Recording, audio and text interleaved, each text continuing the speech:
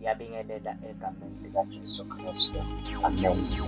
Bazalwane, nasi isimemo sivelayo ethathwa Assemblies of God mhlaka 31 December 2025. We are crossing over to 2026. Sasizothi uNkulunkulu ngena nathi. Singawuqali unyaka sisodwa, kepha siwuqale noNkulunkulu. Sokuthi siwuqale unyaka siwuqale sigcwele amandla.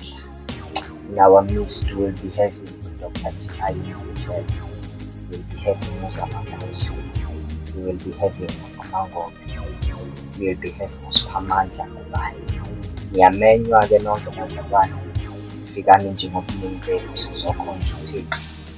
Sizobonga ukuthi ube nathi usithwele unyaka uqala, sowuze uyaphela usasithwele. Sinxuse-ke ukuthi nakulo nyaka osuqalayo akaqale nathi. Amen. Siyobonana nge-31 December.